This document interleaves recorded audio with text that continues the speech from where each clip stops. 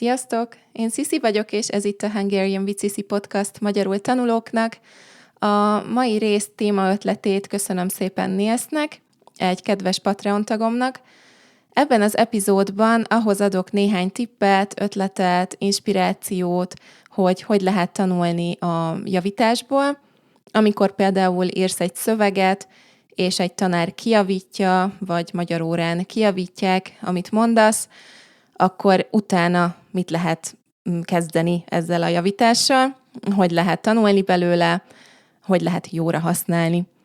Mielőtt elkezdeném, szeretném megköszönni a Patreon tagok támogatását, és sok szeretettel üdvözlöm az új tagokat, akik név szerint Júlia, Roberto, Dávid, John, Brendan és Phil.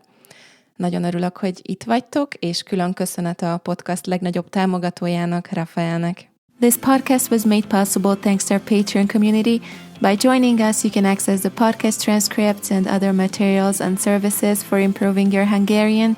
If you want to join us, go to patreon.com/HungarianWithSissi. Köszönöm még egyszer az ötletet, Nils, mert tényleg nagyon hasznos, és biztos vagyok benne, hogy sok tanulónak érdekes lesz ez a téma.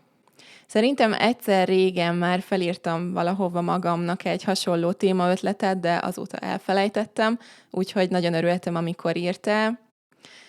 Gondolom, hogy sokan jártok magyar tanárhoz, magyar órára, és sokszor volt már házi feladat valamilyen szöveget írni, amit utána kijavít a tanár.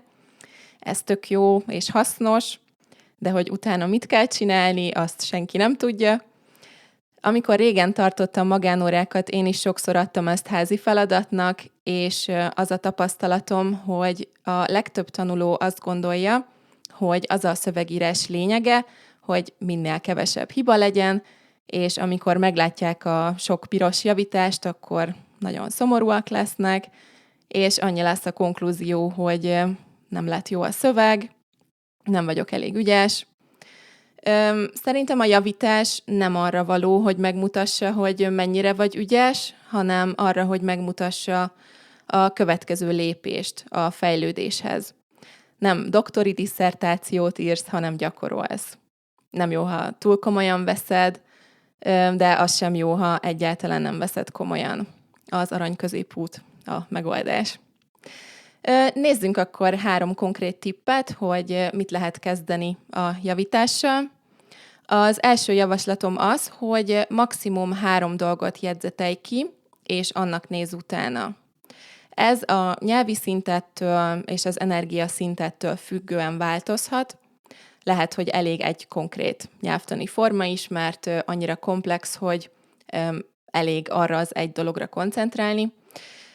Mi alapján válasz? Választhatsz olyan nyelvtant, amit több helyen is elrontottál a szövegedben, például, ha többször is rosszul használtad a birtokos személyjeleket, mint például a férjem, a barátaim, az anyukám, ezeket a végződéseket, akkor érdemes lehet ezzel többet foglalkozni. Szerintem ilyenkor a legtöbb tanuló azt csinálja, hogy megnézi a nyelvtani táblázatot, vagy leírja egy füzetbe az egész nyelvtani táblázatot, hogy van ez az egész egyes számban, többes számban és minden személyben. Ha ez tényleg segít neked, akkor teljesen rendben van, de nekem az a tapasztalatom, hogy ez nem mindig segít. Én inkább azt csinálnám, hogy olyan formákat választanék, gyakorolnék, amiket minél hamarabb tudok használni beszélgetés közben. Például, ha van férjed vagy feleséged, akkor biztos, hogy nagyon fontos lesz neked tudni, hogy mondják magyarul azt, hogy with my wife, a feleségemmel, with my husband, a férjemmel.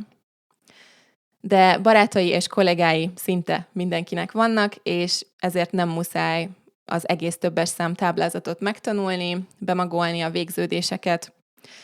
Nézd meg egy online fordítóban, hogy van magyarul az, hogy my friends, a barátaim, vagy with my friends, a barátaimmal, mert ezek biztos hasznosak lesznek a mindennapi életben. Ha a férjed vagy a feleséged miatt tanulsz magyarul, akkor biztos fontos szó az anyós, és az após, és érdemes lehet megtanulni azt, hogy az anyósom, az apósom. Szóval nem kell mindent megtanulni, mindent tökéletesen tudni. Azután, hogy egyszer kijavítottak, vedd ki belőle azt, ami neked fontos, neked hasznos, és gyakorolj csak azt kis lépésekben. Később a többi formát is hozzá lehet adni, hidd el, hogy meg fog várni. Persze nem csak egy konkrét nyelvtani formát lehet választani, hanem szavakat is. Ha nem jól használtál egy szót, akkor érdemes lehet vele új mondatokat írni, és megkérni valakit, hogy nézze meg, hogy jól használtad-e másodszorra, és ha már biztos vagy a jelentésében, akkor próbáld meg beszélgetésben használni, vagy a következő szövegedben jól használni. Tehát, összefoglalva, válasz ki maximum 3 hibát, aminek utána nézel, gyakorold a helyes formát, majd próbáld meg jól használni a következő szövegedben, vagy a következő beszélgetés során. A második tippem, hogy figyelj a visszatérő hibáidra.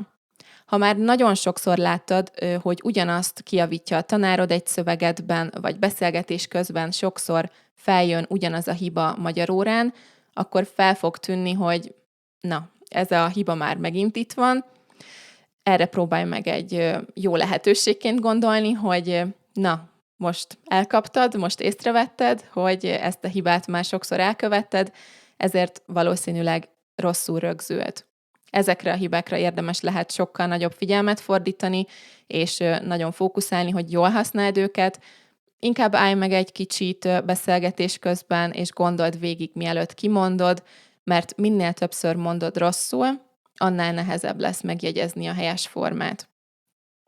Például, ha észreveszed, hogy már nagyon sokszor mondtad azt, hogy sok emberek, és a tanárod mindig kijavít, hogy a sok után egyes számot használunk magyarul, és úgy helyes, hogy sok ember. Akkor kezdj el erre figyelni. Nem muszáj megkeresni a szabályt, hogy pontosan melyik szavak után kell egyes szám magyarul. Első lépésnek nagyon jó, ha arra figyelsz, hogy sok plusz egyes szám. Sok magyar, sok ember, sok tanár, sok külföldi, stb. A harmadik tippem pedig az, hogy írd le az egész szöveget helyesen, a javított verziót, és ezeket az írásokat gyűjtsd egy füzetbe, vagy egy Google dokumentumba, és néha olvasd fel őket hangosan magadnak, vagy csak olvasd vissza. Ezt a módszert én is használom spanyol tanuláshoz, és nagyon sok szót tanultam már így. Maximum féloldalas szövegeket írok, és kb. 3-5 új szót nézek meg szótárban. Próbálok olyan szavakat használni, amiket már ismerek, de persze néhány új szóra mindig szükség van. Mivel emlékszem, hogy miről szól a szövegem, hogy mi volt a téma, ezért a kontextusból érteni fogom az új szót is. És ha sokszor kimondom hangosan, vagy sokszor elolvasom, akkor egy idő után megjegyzem. Na, szerintem elmondtam mindent, amit akartam, úgyhogy köszönöm szépen, hogy itt voltatok és meghallgattatok. Ha hasznos volt ez az epizód, oszd meg egy magyarul tanuló barátoddal, Patreon tagoknak pedig elérhető a leírat szólistával és magyarázattal. Ha érdekel, a leírásban találod a linket. Nem sokára találkozunk a következő részben. Addig is sziasztok!